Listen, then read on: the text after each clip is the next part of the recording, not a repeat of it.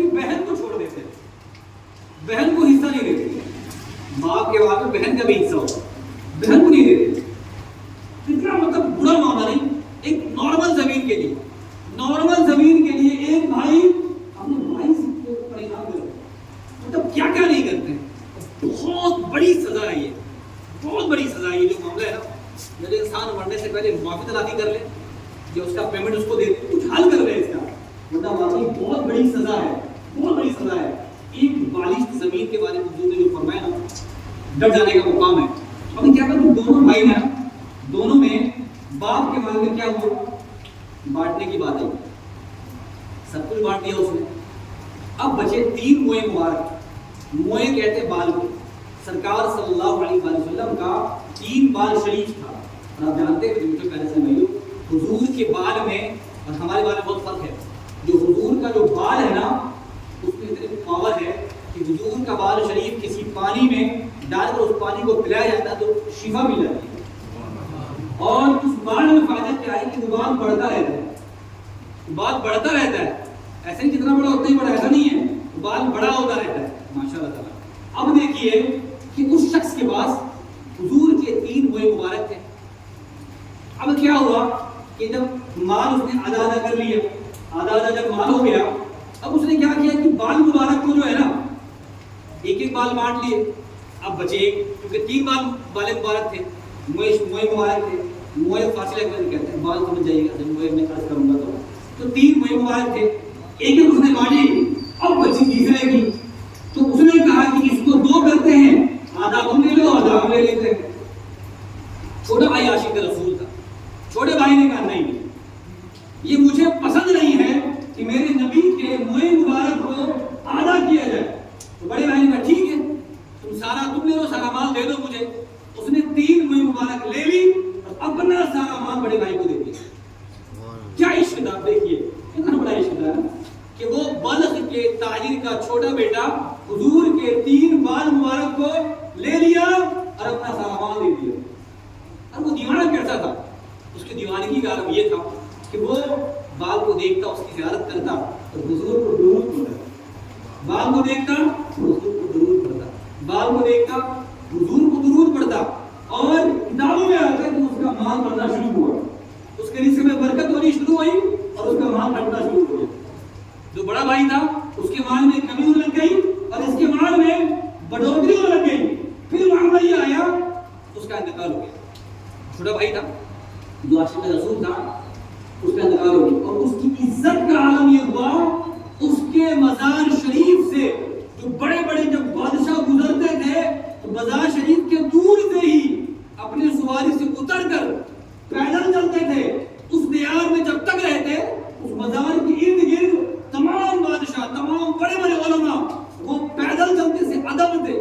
ادب کی وجہ سے وہ پیدل چلتے تھے اور پھر وہ آگے جا کر سواری کو سوار ہوتے تھے. اور یہ سعادت اس کو کیوں ملی کہ وہ بال مبارک دیکھ کر درود پر درود پڑھتا تھا. اس کے انتقال کے بعد اس کو یہ سعادت ملی. میرے کچھ پیارے بھائی سے بھائیوں، درود پاک پڑھنے کی برکت سے اس کو یہ فائدہ حاصل ہوا. حضرت علامہ ابوالکلام احسن القادری فیضی نے ایک کتاب لکھی درود پاک کی برکت سے کے حوالے سے، ضیاء درود السلام، ایک کتاب لکھی. ایک شخص تھا، اس نے ایک واقعہ لکھا. اس دور میں ایک ظالم بادشاہ تھا. اس بادشاہ کے ڈر سے وہ بھاگ گیا کیونکہ ظلم کی حد اس تک آنی تھی. اب ظلم کے شکنجے میں وہ آنا تھا تو موت کے ڈر سے وہ شخص بھاگ گیا. اور بھاگنے کے بعد وہ 1000 مرتبہ درود پڑھا.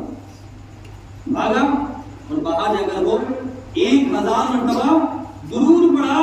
اور اس کے درود کی برکت سے یہ ہوا اللہ تبارک و تعالیٰ نے اس ظالم بادشاہ کو برباد کر دیا. تو پتہ چلا درود پڑھنے سے اس کا مقصد حل ہوا. میرے پیارے بھائیوں، درود پڑھنے کی واقعی بہت برکت ہے. اگر انسان 1 کروڑ مرتبہ درود پڑھنے میں وہ کامیاب ہو گیا نا، زندگی بھر میں کتنی مرتبہ؟ 1 کروڑ مرتبہ.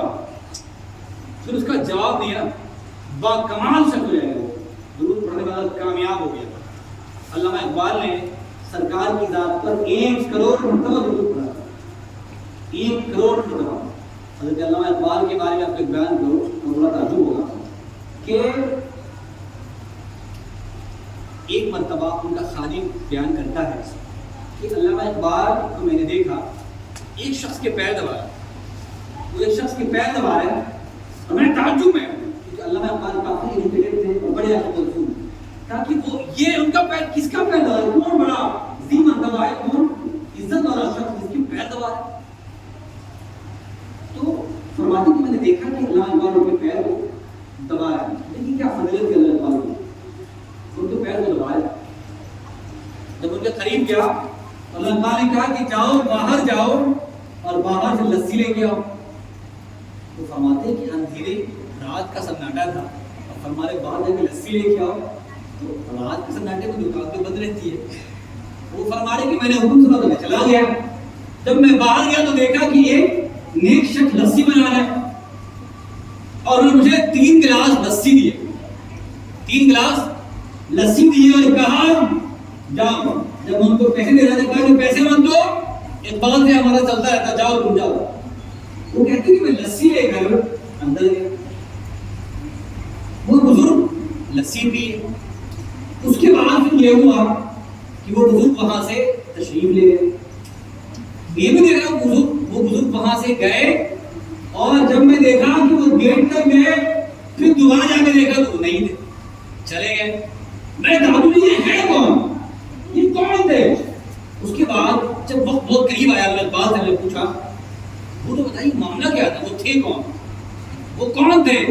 کہا کہ ٹھیک ہے کسی کو بتانا مت، یہ کسی کو بتانا مت، وہ تھے کون پھر میں تجھے بتاؤں گا. ٹھیک ہے. اس شخص نے علامہ اقبال کے انتقال کے بعد جب آخر وقت آیا نا تب اس شخص نے اس واقعے کو بتایا کہ بات یہ تھی کہ علامہ اقبال جس کا پیر دبا رہے تھے وہ خواجہ غریب نواز تھے جس کا پیر دبا رہے تھے. اب دیکھیں کہ خواجہ غریب نواز کے انتقال کے کئی 100 سال کے بعد علامہ اقبال کا زمانہ ہوا. ٹھیک ہے.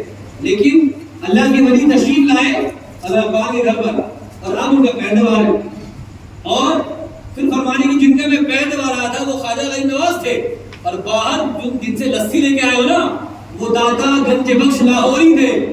لاہور میں جو قطب ولی ہے داتا گنج بخش علی حاجی ویری علیہ رحمہ، یہ غریب نواز کے پہلے کے بزرگ ہیں. جب غریب نواز جب ہندوستان تشریف لا رہے تھے تو وہاں پر چلہ فرمایا تھا حضرت داتا گنج بخش علی ویری علیہ رحمہ در پاک پر لاہور میں. تو انہوں نے کہا کہ وہ داتا گنج بخش لاہوری تھے جو مہمان نوازی کے لیے غریب نواز تشریف لائے تھے اور ان کی مہمان نوازی کے لیے لسی بنا رہے تھے. تب وہ شخص تعجب ہے کہ اچھا اللہ کے ولیوں کی آمد تھی. یہ مقام انہیں کیسے حاصل ہوا؟ درود پاک اور عشق رسول کی وجہ سے. جب انسان 1 کروڑ درود پاک پڑھنے میں کامیاب ہو جائے تو اس کی شان رائے ہو جاتی ہے. میں نے بہت سارے واقعات درود پاک کی ہے، میں نے چند باتیں بیان کرنے کی کوشش فرمائی. تو اس بیان سے جب میں اس کتاب کو پڑھ رہا تھا میں نے بھی نیت کی کہ میں درود شریف زیادہ پڑھنے کی کوشش کروں گا. آپ بھی نیت کریں انشاءاللہ پڑھیں گے، ٹھیک ہے نا؟ تو جتنا زیادہ اور پڑھیں عادت بنائیں. مان لیجیے اگر آپ 100 بار نہیں پڑھتے نا کم سے کم 10 بار ضرور پڑھیں، یعنی کچھ نہ کچھ ضرور پڑھیں. ہمارے ہر بھائیوں سے ہمارے بچوں سے بزرگ سے سب سے ریکویسٹ ہے درود شریف جو آسان ہے نا صلی اللہ علیہ محمد اس کو پڑھ سکتے ہیں نا یا صلی اللہ علیہ وسلم اس کو ضرور پڑھیں. درود پاک پڑھنے کے بڑے برکات بے شمار برکات ہیں. اتنے برکات ہیں نا کہ اگر بیان کیا تو شاید لکھنا ختم ہو جائے گا. نہیں یہ ذہن بنا لیں کہ آج سے ہم نے درود پڑھنا ہے انشاءاللہ. دعا کرتے ہیں کہنے کو جو غلطیاں خامیاں گستاخیاں ہم سہمی نظام اسی وجہ سے ہو گئی توبہ کرتے ہیں. استغفر اللہ کی قسم کی دعا میں ہم لوگ ساتھ میں پڑھ لیتے ہیں لا الہ الا اللہ محمد رسول اللہ صلی اللہ تعالی علیہ وسلم. صلی اللہ علیہ وسلم.